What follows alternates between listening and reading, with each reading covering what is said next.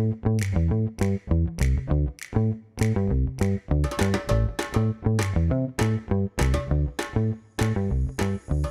guys, welcome to another episode of Tea and Stuff. This is a fortunate, unfortunate reshoot. This is my buddy Ezra. I'm sure many people are aware of who you are and that we're friends. We tried to do, I think you were one of my very first podcast guests, and we just had all sorts of technical issues on both sides. And it was our conversations I enjoy so much, where it was like, let's scrap it and redo, because Yeah. I think we could do much better. So welcome, Ezra. I am Thank you. purposely wearing my Yes. Guardians of the Goose shirt. Nice.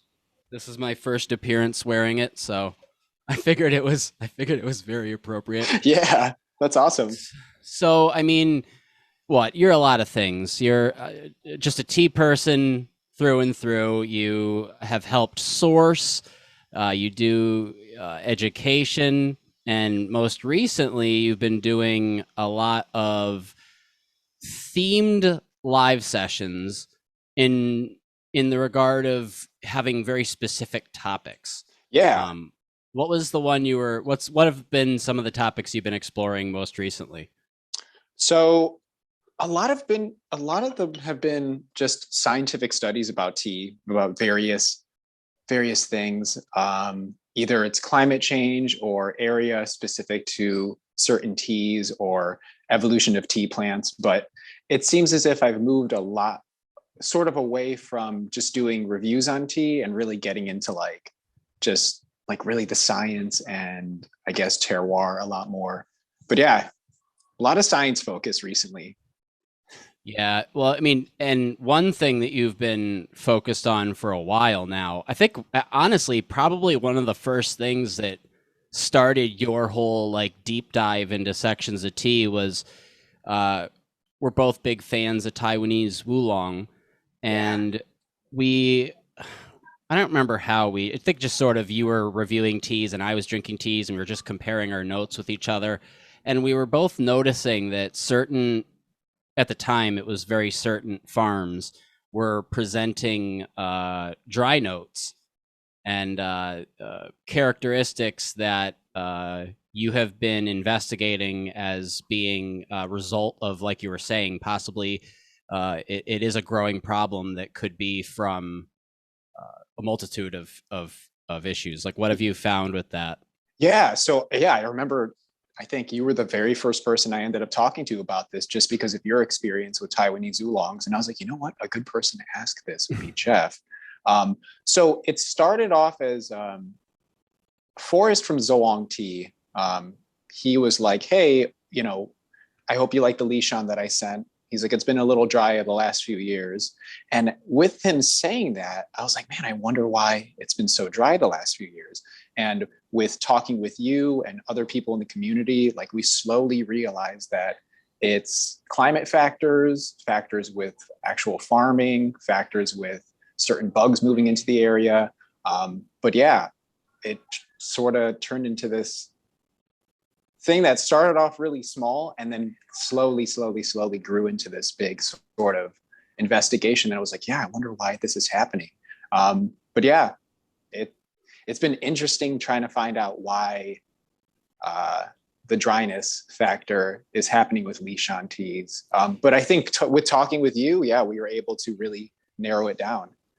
I mean, like you said, it's not necessarily Lishan isn't the only place where you've noticed things like that, but it has become clear that Lishan seems to be a specific area that really is being affected, or the character of the tea is being affected by these different elements. Right. So it's it's something, man. It's always good to go and do a super deep dive into things like that, because like you said, I mean, you can have your ideas, I have my ideas, but then there's a million other people out there with experience and knowledge that have their own 2 cents to add, and it really ends up it never really fully answers the question, but it keeps the conversation going, which I Yeah. think is the point. Yeah. And it's been like, gosh, I think we've been ongoing with this for like the last year and a half, 2 years almost now at this point. Um, Yeah. but the points that you brought up were really, really good. I think you're the one who brought up the fact that farming practices might be a really big thing. And another thing that was mentioned was the fact that with the recent rise in quality of life in China and the Chinese middle class, people Mm-hmm. want better teas.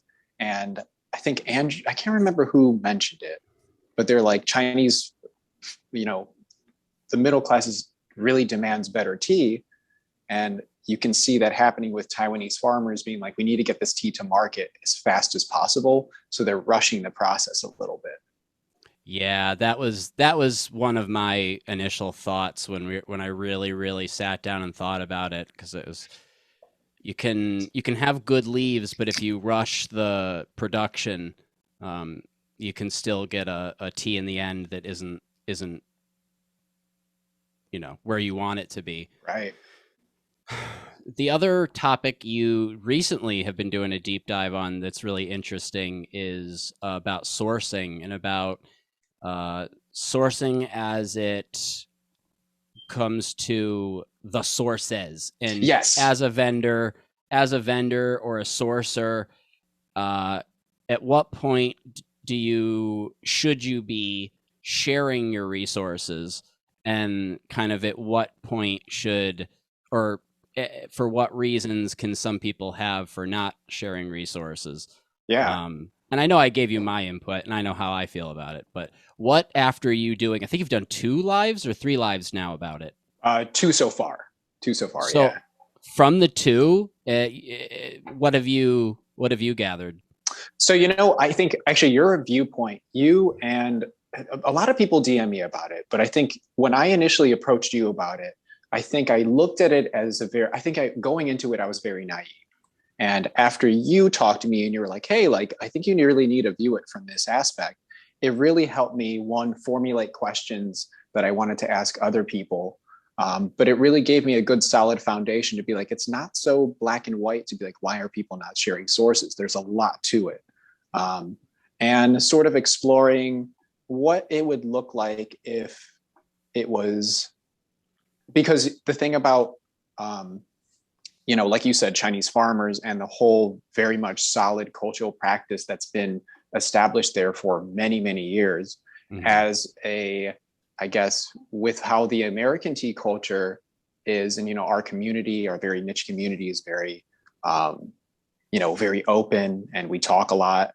Um, that aspect is not necessarily what the rest of the world sees. And I think going into it, I didn't realize that. And it was really nice getting everybody's viewpoints on it because, ultimately we would love a world where people are open to sharing sources and, being, I'd say, more transparent about, or not even transparent, I'd say more comfortable doing that. But with how the Mm-hmm. environment is and, this very solid cultural balance of having a solid relationship with tea sources, and the fact that you said you're like sometimes people don't even want to give out their information, you know. Yeah, I had a Da Hong Pao, uh, like 4 or 5 years ago, and it obviously wasn't like mother tree, but it was very sacred garden Da Yeah. Hong Pao, and I was getting all the information when I was putting it on my site, and I was asking for the farm details, and they were like,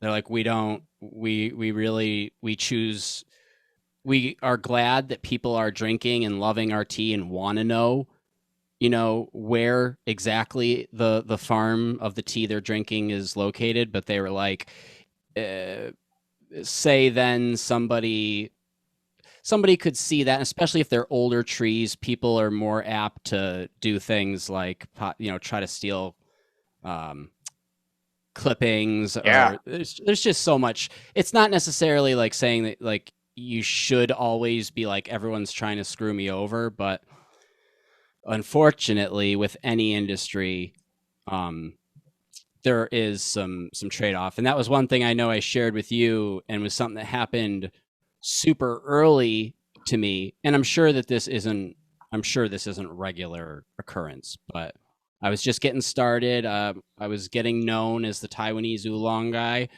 and we were coming up to spring for getting ready for the store. So I started Yeah. compiling my order, and I gave my order to my only Taiwanese producer at that time, and the producer said that due to a deal they made, we would no longer be able to work together. That if I was to want to continue carrying their tea, that I would have to go through this one person. Yeah. And the sad part was that instance destroyed the relationship I was very fond of, and I thought that it had been built to a very sincere level. And then all it took was somebody to see that I was selling their tea very successfully, and they went over to Taiwan, had a meeting with them, and signed a deal cutting me out from the producer. So, and after sort of pleading with the producer, just sort of like, I don't think you understand. Like, it's not that I don't want to buy your tea. I want to buy the tea from Yeah. you. Like, that's my whole. And they're like, sorry, this deal cuts you out. So it was something that shook me to. I honestly was very afraid we were going to close soon after that, and very well may have, if somebody didn't step in. Some wonderful person in the tea community heard what was going on and reached out and connected me to one of our best producers Yeah. we work with today. So in the end, silver lining ended up being a beautiful story. But I would be lying if I said that I don't still hold some reserve, or rather, I'm fearful of that situation happening Mhm. again. Which is So understandable. it's tough. But it's the after talking with you about it, it made me reevaluate, just relook at everything that I do. And I sort of was like, I remember I ended it with you as I was just like, in the future, I hope I can feel comfortable again to say, uh, this is this farmer. They're very proud to work with me, and I want to share a bit of their story with you. Yeah. I truly hope I can, in the near future, get to a point where I'm more comfortable doing stuff like that. I'm on the cusp, and since talking with you, it really has given me this nice little push to just reevaluate that stuff. I've seen certain places where I think, even at this point, it's okay to start letting the guard down a little bit. Yeah. So it was at first when I heard the discussion topic, I was like, ooh, I was like, that could get saucy. But then after talking with you for a little bit and doing a back and forth, it was like, oh, neither of us are wrong, neither of us are right. It's like, but it took both of us, it took just our conversation with each other to reevaluate each of our sides of it. Yeah, I agree. Um, and that's why I really liked your viewpoint, because it came from this place that was very much experience based. You were very honest, and you had very good reason why you're like, hey, like, this is why I do certain things the way I do. And it really helped me, like I said, it really helped me to formulate proper questions to be like, okay, well, what does honesty look like when it comes to Yeah. this? And you brought up a good point to where you're like, I believe there is a gray area, but people really need to sort of explore this environment a little bit and establish that trust level. Yeah. Yeah. Yeah. It's so I think it's a fantastic. So I'm giving you praise. I'm giving you praise not only for the topic, but I really love the form that your live sessions have taken, because I appreciate it. not only do they have a theme, but I honest to God, you pick some really good ones that just aren't topics that are, you know, really necessarily Thank being brought up. you. So it's super super cool to not only be friends with you, but to see you continue to put out stuff that makes, even, me, a seasoned tea person, I look at it and I go, oh, maybe I should reevaluate that. Like, so Yeah, I really appreciate that, especially coming from you with your level of experience and what you've done in the community. So no, I that's very nice of you to say. So what are the next steps for Ezra? What Um, are you working on now? Definitely going to seriously ramp stuff up for 2022. I'm looking into like, so I'm gonna try and start my own tea company, just small releases. It's Nice. Potion Rabbit Tea Company. So by the summer, I really wanted to get everything together by October. But it was kind of nice to sort of like reevaluate and be like, okay, let me pull back a little bit and get a little bit more information about certain teas that I might want to get in. So I'm hoping by summer 2022, maybe June, July, I will have everything. Yeah, hopefully have everything Very, set. Yeah. very nice. Yeah. Very nice. That's exciting, man. Have you, do you have a, like, do you think your store has is creating a theme yet? Or is there a specific area of tea you're trying to tackle or just quality tea? Just quality tea. I definitely want a little bit more of a focus on oolong and pour, just like a lot of people do, but exploring white tea a lot. Um, I know, just getting really good quality teas and maybe some stuff that people haven't seen before. Yeah. Um, but I'd say the theme would kind of be very similar to like what my edits are, like sort of edgy. It's like just a lot of like junk edits and sort of like that aesthetic with Pop, it. kind of like, it's sort of like a pop art sort of, Yeah, yeah. yeah, I love it. So that's fantastic, man. I didn't know Thanks. that. I mean, I wouldn't. It's somewhat obvious to someone who's known you to see that it's slightly been building up to this, Yeah, but it's beautiful that it is building up, because I know that was one thing when we were talking about the live session topic, is you were like, well, what is someone supposed to do if they decide they want to start a tea company? And I thought about that for a second, and I was just, my response I still kind of stand by, and I was just like, well, if the person isn't willing to trudge through some stuff to find sources to make stuff happen, then like sometimes in my eye I look at that as, does that person really need to start a tea company?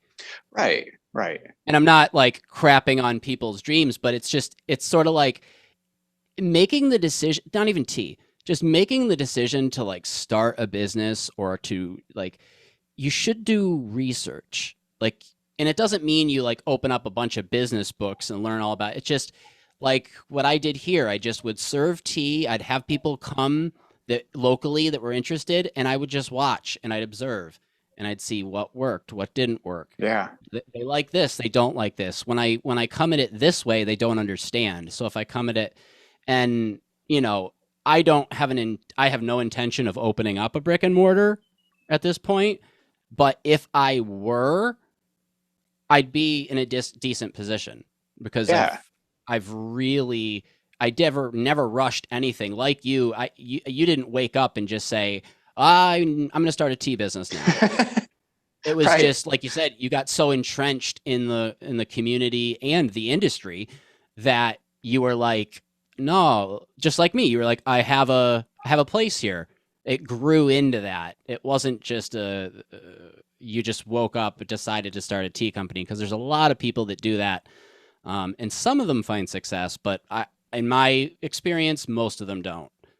Yeah. Like most people that just wake up one day, or they just throw a bunch of money uh, at a website, open it up, and just offer large. And that's a T. It's like I've seen a lot of those crumble and fail, and I think it's the reason those do a lot is because they don't do the research. Like, and even the research just in terms of not only what teas to carry, but you're doing so much research yourself that's always furthering your education. Yeah. I think that is a 100% necessity in this business. Just like as a photographer has to stay up on the new technology, the new lenses, the new equipment, that's tea people have to do the same.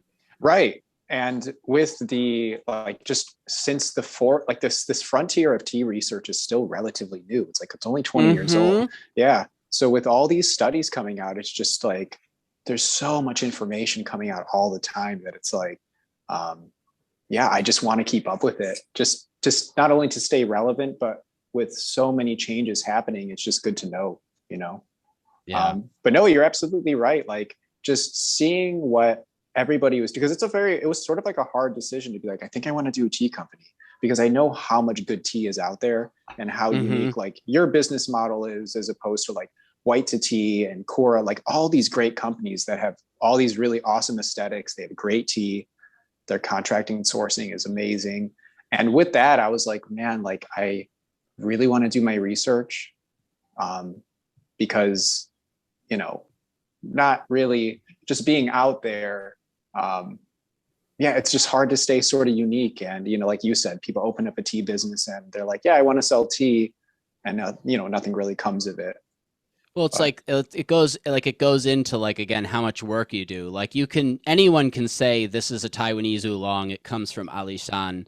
Like anybody can say that, but it takes someone of more skill to look at that and say, this is a Taiwanese oolong, Alishan. It's a really popular mountain. A lot of teas are made there, and you have because you've done research into other areas of things, you have little bits of knowledge that aren't the straight. This is an oolong. This is the definition. right, Period. right. You have a Yeah. lot of good points that you can bring conversation and to intrigue people. Are you looking to source other places, or I mean, I know it's early for you, but are you looking to like sell your tea to like cafes and stuff like that, and yourself is online, or are you eventually going to try to do sort of your own brick and mortar deal, or is it up in the air? As far as brick and mortar, that's sort of up in the air. Um, just because like with doing build outs for Phoenix Coffee and stuff like just licensing and stuff, it's something I definitely want to do, but I really want to take it slow to make sure I do everything correctly if I were to. Um, Yeah. but as far as like getting into cafes, I would love to do that. But for now, I think just online sales. Yeah, just online and getting it going. But it would be awesome to do wholesale for cafes. Yeah. Yeah. It's ever since the newspaper article coming out about me. Oh my, I've been getting Yeah. my phone's Congratulations. thank you. My phone has been blowing up. And there's without giving too much away, there's a few places that have contacted me since that are just if it works out, it'll just be a really phenomenal fit. Yeah. Not only for helping carry my product, but also uh, could help me get education back up and going. So super super exciting stuff. That's awesome. So yeah, it was also really beautiful to see local interest. I've been here. If anyone local has reached out and they've wanted to meet up for tea, I've met up for tea and that stuff. But I've been really an international business. I haven't really local wasn't my initial time investment.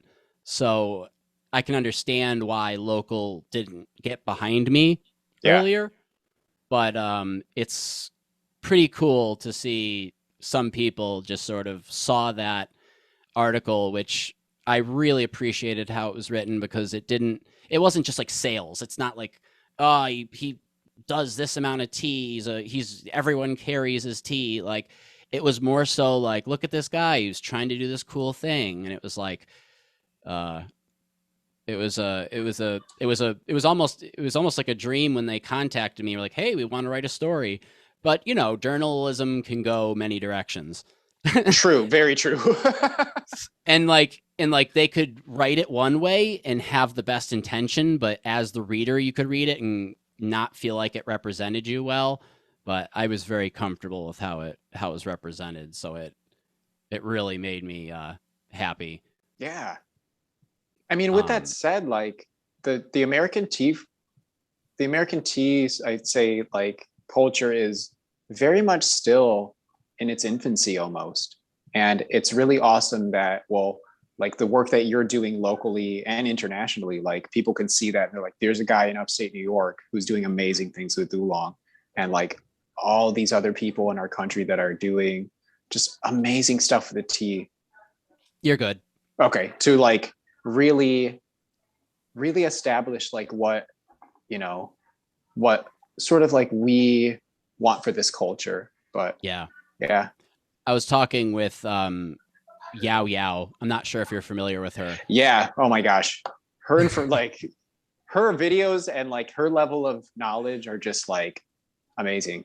Yeah. Yeah, I had a long talk with her this morning. We were talking about a lot of that stuff. We were talking about American tea culture and what are some things we're doing right, what are some things we could improve upon and stuff. But I was resting her assured that I think that our direction is going in the right way for Yeah. tea.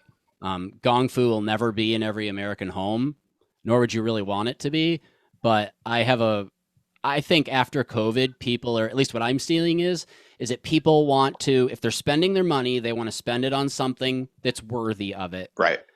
Um, if they're buying a tea, uh, people I'm seeing are becoming less likely to lean towards the sugary flavored stuff, and they're starting to lean a little more towards the clean and crisp and natural. Yeah. So for a while, blends and just adding flavoring was almost the way we were headed with our tea industry. But I don't know. I feel like it's very slightly shifting to just people are being more conscious of the quality of what they're putting in their body. Yeah, you're absolutely right. Actually, I think the one of the lives I did was new upcoming American tea trends from like Mm. 2022 to 2026. And it specifically talks about stuff that happened during COVID lockdown. And you brought up two really good points. People, tea, as far as people drinking it, became an everyday thing in American households more and more. We also became the third largest consumer of tea in the world. And people, while they were at home, they were like, we want to spend money on better quality tea. And those were the three major trends. Yeah. Yeah, we got a lot of new customers throughout the pandemic, and a lot of them came from a realm where they were already drinking tea. Yeah. You can just see that little tiny shift happened where they were like, I like what I've been drinking, but I do see that there's this another level of tea, and they're starting to tiptoe into that. Yeah. And that's awesome. I think it's a really really nice thing. And then on top of just drinking, better beverages and stuff that's good for you, a lot of people are getting behind the communal aspect too, which is awesome. Like a Yeah. lot of people starting their own tea circles and meetups and all the work that Marco's doing down in Yes. Chicago. Like, holy crap. I get so happy when I see them meeting at, I think Living Water is one of the places they met up. And Yes. it's just incredible to see so many people just pouring tea, sipping tea as a community, as just people coming together that have a shared interest and having a good time, which is not happening everywhere, but I think it's what most people need right now. So Yeah, for sure. I agree.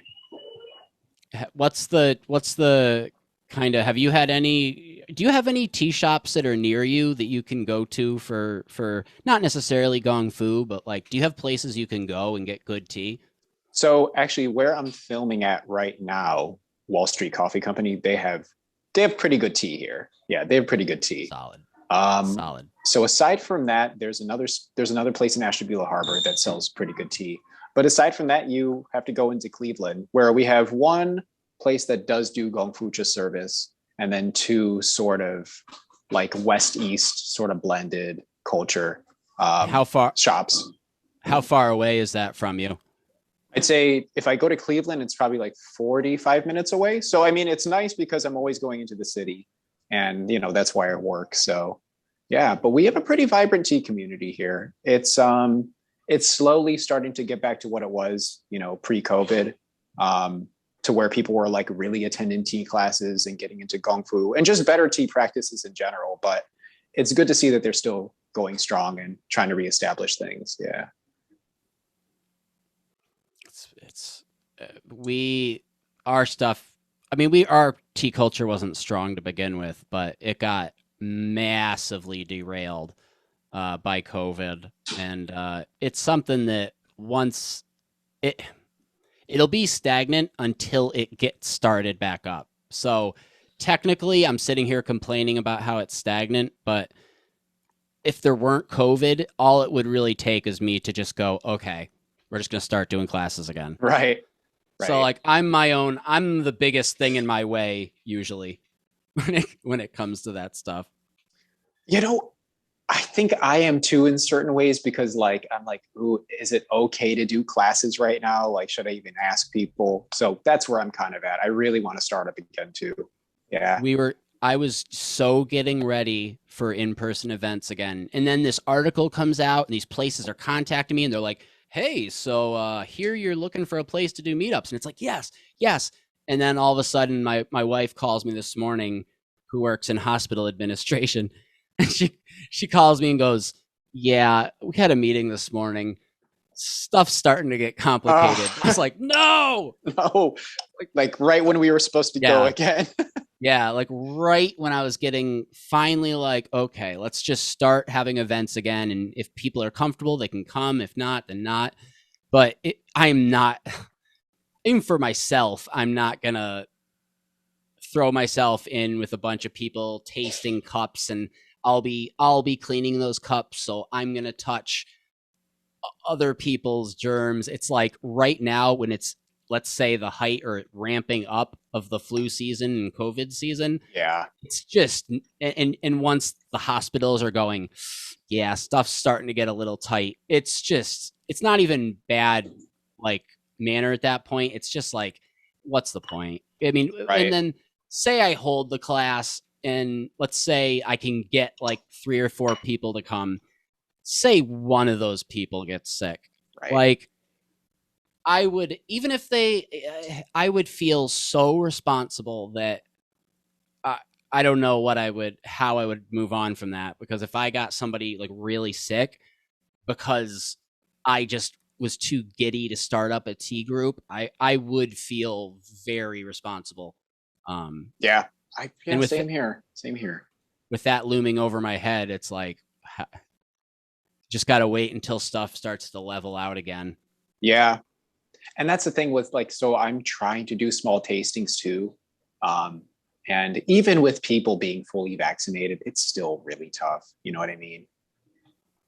Yeah. Yeah, because you can still get it. You can still get sick, and it's Yeah. so randomized that you can't even like be like, oh, well, if you're a person with pre-existing conditions, you probably shouldn't come. It's not just that. It's so randomized that Yeah. that's why I think you just give it like a month or two, and even if it doesn't, like, obviously it's not going to go away, but people will get like semi desensitized to it, and they'll start to be like, they'll be way more apt to go out and do things again. And that's when I would assume that that's when it'll be possible to start looking into doing tea groups. But if you're doing Yeah. like, I feel if you're doing, because I still do like private tastings. Like if Yeah. somebody calls me up and they're like, hey, could we figure out a way to do gong fu? Yeah, like come over here. It's fine. Like if it's 1 or 2 people, I can control that.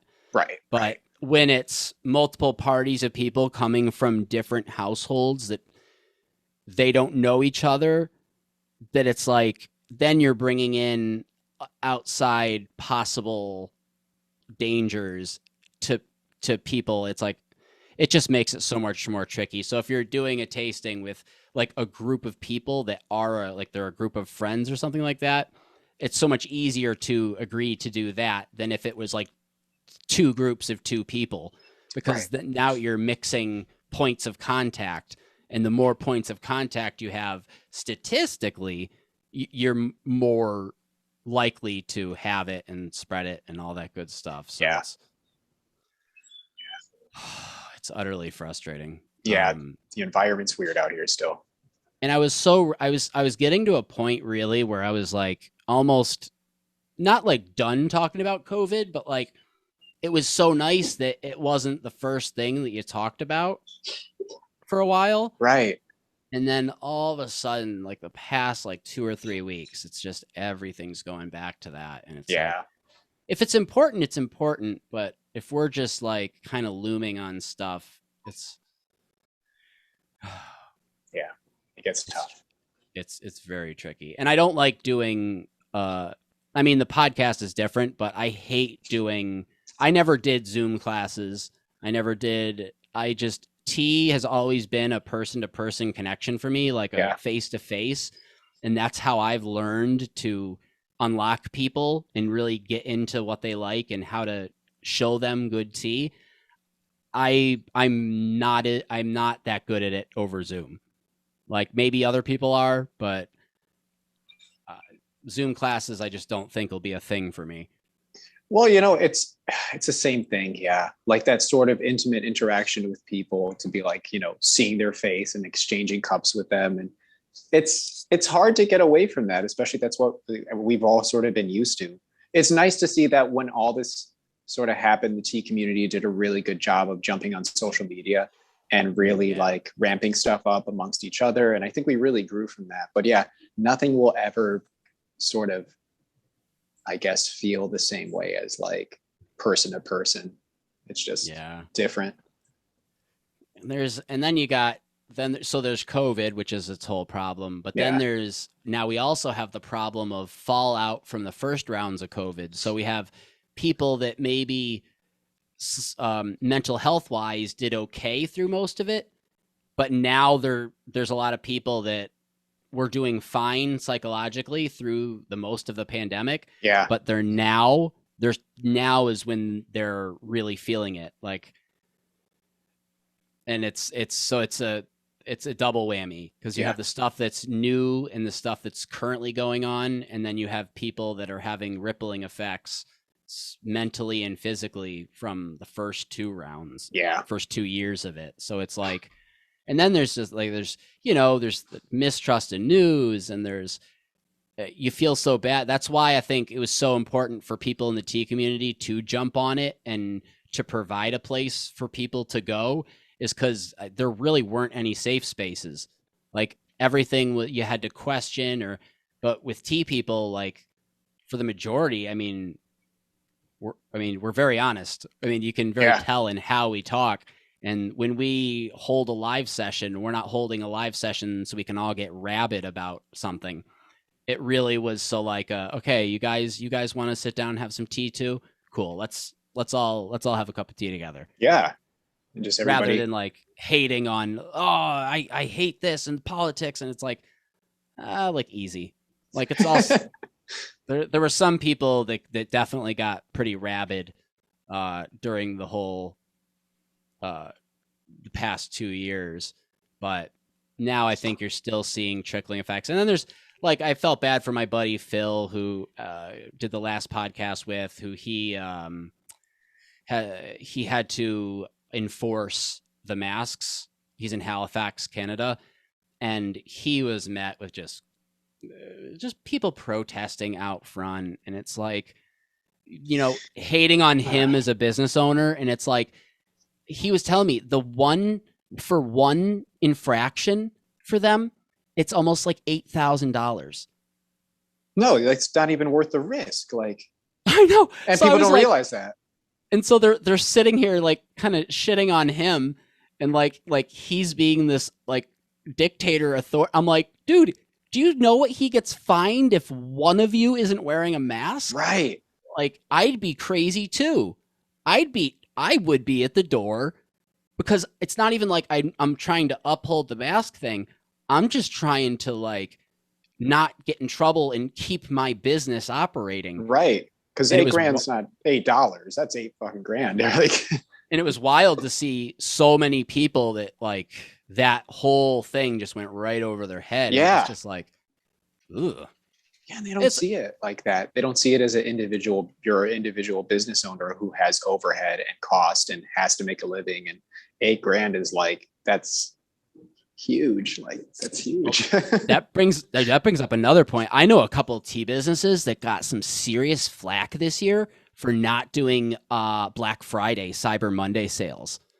Whoa. Okay. Dude, I know some people that got some like tongue lashings about like, this has been a hard year for everyone, and you know, like I've waited to stock up, and really disappointed to see there's no sale. And it's like, well, do you know why there's no sale? It's because like no one can take that hit right now. Right. Right. like it's not that they don't want to, it's literally that they can't. And yeah, some people got some angry messages. That's So nuts. not me. Thankfully. I just had people that more so like a few days before, they were like, hey, so any sale coming up? And I'd be like, no, sorry. Like Right. probably post holiday, we'll do something small, just like hey, if you got some money for the holidays and you want to spend it, go for it. But yeah, dude, sales, and I know my finances, and I know that what it would have done to me. But I mean, you look at some of the bigger businesses too. I mean, they not many people were offering sales. I was impressed that Mayleaf did, Right. especially with them being in the UK, and that being a whole nother set of problems for shipping and Oh yeah. taxes, and holy crap. That's another place with COVID. I mean, dude, they just keep getting shut down. Yeah. Yeah. All the time they're getting locked down. Yeah. Like, So it's like, I don't know how they're doing it. Like, how does any business, even if you have online sales, it's like yeah. unbelievably hard. It's not easy here either, but from what I know from vendors I've talked about in like Canada, the UK, honestly, in the US, us US vendors probably have had the easiest time. Yeah. Like dude, with between lockdowns being shorter and having less restrictions, um, we the only thing we were hurt by was just single sales, just people not having money. Yeah. When the pandemic checks were coming in, I think we all saw it. I mean, trust me, because I would turn to Mayleaf or my friend Ting or all these wonderful people that I know that own tea businesses, and I'm like, hey, how you doing? And they'd be like, I'm doing great. The sales are through the roof. Like everyone's tuning in. Everybody is like, it was this really, really great thing. But then once those checks started drying up, you saw the not luckily everybody didn't abandon ship, but you saw a lot of people just have to strict up their finances. Right. Right. Stuff. So the party was over a little bit for some people, but Yeah, definitely bought a lot of tea myself during that time. So I can definitely say that I can see how that'd be very prevalent. Yeah, because man, people were like just seeing what was happening on Instagram and like Facebook. Yeah, people are going nuts buying tea. And that's awesome. well, like it was a really weird booster for better quality tea. Yeah. The pandemic and more so the quarantine, like you said, people they had to be at home every day. They were working from home, so when they wanted their daily cup of tea, they didn't have to just throw it in a giant mug. Like they had the time to take out their tea table and take out their gaiwan and do that while they're doing work at the computer. Yeah. And then it got a lot of people that I knew fell out of the ritual of doing gong fu. They were super happy for the quarantine because it got them back into the practice of doing gong fu on a regular basis. Yeah. Which is the true kind of health benefit of tea, is just to have it daily. Yeah. And especially going through that ritual of taking time to heat everything and set everything up. And no, it was really nice to see. And it was also really nice to see like how much we all really mobilized during that time, and we're like looking out for each other and just checking in all the time. And the support that, so like obviously like people like me or Mayleaf or people that are really present, like we were present more, but Right. there were people. I mean, geez, you signed on to Instagram at any time and there was like 4 different live sessions going on. Yeah. And you'd go into them and there's people in all of them. There's there wasn't like a dead room. Like it was No. just this. So it was I think that's a real testament is to how wonderful the tea community is to show how immediately supportive we became of each other without having to spread that message. Right. Right. It was just very organic. And I loved how like it's sort of with everybody doing lives, sort of everybody kind of made their established time. So it was like the T TV network for a little bit. It was great. Oh my gosh, dude, T Curious and all of her Yes. experiments. Holy crap. I mean, that girl took deep a deep dive. Like it was so fun checking in on her account each week, just seeing what experiments she was doing Yeah. and what going into her live sessions and seeing what the conversation was around it. It was like it was there, and there were a lot of people that were doing stuff like that. Oh yeah. And I Oh think yeah. that actually probably helped propel people's education with this type of tea too, because there were people teaching all day. Yeah. Everybody was doing seminars and educational videos. And yeah, T Curious is like really ramped up her content. It was like really awesome. Just the And then amount of there's information. Yeah. and then there's fun people like Nicole Tea for Me Please and Cody the Oolong Drunk who Yeah. they like. Nicole was doing her husband tea torture, which was a Yeah. really successful, really fun video series that I believe she is still working on. I think so. Um, and yeah, it's really crazy to see how everybody's kind of flourished slash adapted Yeah. to everything. Um, but I feel greatly for the tea businesses that haven't been able to go sourcing.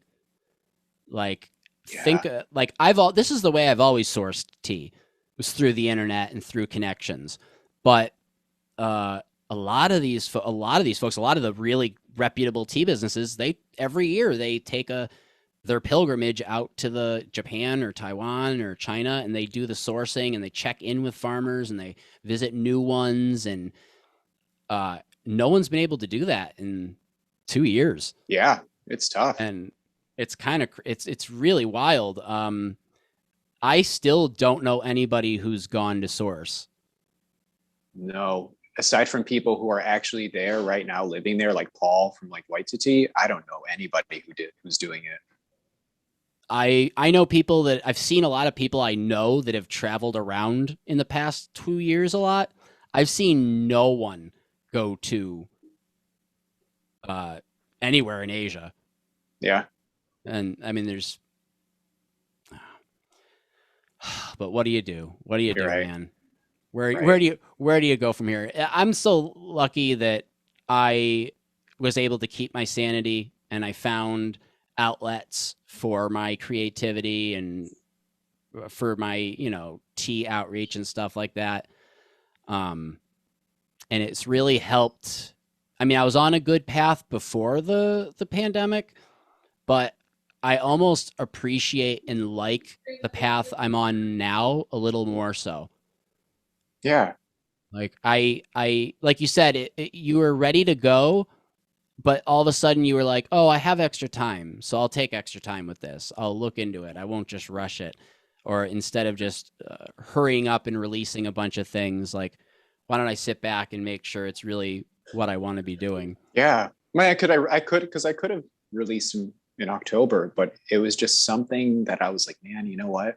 I can do a better job at this right now. Yeah, Yeah. and that's what we need. You need tea companies if let's say if there's going to be a new tea company, you need ones that are doing that. Yeah. Yeah. You really do. So, yeah, I don't know, man. I really was hoping we were gonna get to meet prior to COVID. It was so Right. close. Right. Um, and I was hoping that 2021 was going to be a year of travel. Um, but I guess here's looking to 2022 and really hoping that there's some interesting stuff that comes Yeah. from that. Yeah. So what else, man? What else is new? I mean, starting a business, that's big. You've been doing your live sessions, that's fantastic. Anything else kind of personally going on in your life or anything? Um, As long as you're not in a like a headspace of like franticness or like panic, I feel like you're doing like really good right now. Like I know people like everybody's got problems and everybody feels like, they're barely making it through right now. But I feel like a lot of people don't realize actually strangely how well they're doing right now yeah, considering everything that's kind of stacked up against everybody. that's true. Um, Yeah. Things I could give be a lot worse. Yeah. and a lot of people deserve a lot of credit. Not just the tea vendors, all the people that have just lended a hand or a ear to other people. Um, Mental health obviously is something that coincides with the tea community quite a bit. Um, Yes. so so that could have gone very very awry during everything, but luckily there were enough people that were putting positive influence out there uh, to kind of like you turn that community, well, not turn it, keep it supportive. Right. Right. I've even started seeing, which I really appreciate, and I know for a fact is going to continue into the next year, is a lot of tea businesses are now openly supporting other tea businesses, which Yeah. with talking about sources and stuff, it's kind of along the same page. Is that I get that you need sales, you're a business, but just because you promote someone else doesn't mean that somebody's not going to buy from you, or that if somebody buys from them and not from you, that's a lost sale for you. It's why can't it be seen as a gained sale for them? Right. Absolutely. No, It's just you're absolutely right. Yeah. it's just been I really I've that's always been my thing. Like when I started my tea company, I reached out to people that I was really close to that I was buying tea from. And I was just like, hey, I'm starting a tea business. I just want you to know right off the bat that I'm not aiming to be, uh, um, I'm not trying to compete with you. Like, I'm Right. not, it's like, I have these resources. People are encouraging me to use them. Yeah. And I'm gonna. Absolutely. And I think that it's sort of kind of help builds that sort of organic relationship that people who source tea are very much used to. You know what I mean? It still keeps that trust level in a good spot. Um, and that's actually one thing that I thought about, like with sourcing, like with that level of trust, like say two people have the same source and they're like, hey, well, why don't like I contract this set of teas, you can contract this set. So we don't have the same stock. And then next year we can flip and like, just building that relationship that way. Yeah. I've also been talking with a bunch of other businesses about just doing more tea swaps business to business. Yeah. Like I think it's not only smart, but it's a good thing to do to know what type of tea is out there, what the quality is, what people are going for. Like, and that's not necessarily to like so you can one up the person against you, but it's good to know what's out there. And you know what? It's really nice for me to send because I know how I feel about my teas and customers that support me. A lot of them are still able to be honest, but a lot of people still are gonna maybe be nicer than they need to be about it. Right. The good thing about business to business is that you're gonna get a more straightforward feeling or Yes. explanation, and I really really like that. I like hearing people sometimes think that you don't want to hear critiques, like you don't want to, or criticisms. You don't want to hear criticisms, but as long as the criticism is thought out, I very much welcome it. Like I love, especially like if somebody's like afraid to tell me they didn't like one of my teas. Tell me you didn't like the tea, and tell Right. me what you didn't like about it. Uh, and it's not saying that you're wrong. It's just let's explore it a bit. Right. Absolutely. Yeah. And it sort of keeps things level too. As far as like personal tea work and stuff, like I realized that like on a just now that us talking, like I'd say everything that I do as far as tea work and everything, like it's all super personal. Like I think I Yeah. haven't people that I've met on Instagram, like the connections I've made, just talking with you, like me and Binks, like I met her on Instagram and we started dating. Like yeah, like I've met like people I can contract tea from. So, and it just seems like all this got really concentrated and ramped up like once the pandemic happened. And it's like I can't put really a thought or a feeling to it. It's just like the community is just so awesome, just so wonderful. Yeah, it really sounds from everything you're saying that you have the building blocks to be successful. I mean, you already did, but like you're taking the right steps. I really, really think so. And it's your connection with people is you connect with people very easily because you are very no nonsense. Like if you say something incorrectly, it's purely because either you slipped, you didn't realize what you said, or that you thought it was another way. But if somebody were like, "Hey, this is actually this way," you wouldn't become combative. You'd say, "Oh, oh, I need to look into that." Right. Like it's really important to be able to take that criticism Yeah. And and to be able to. you're right.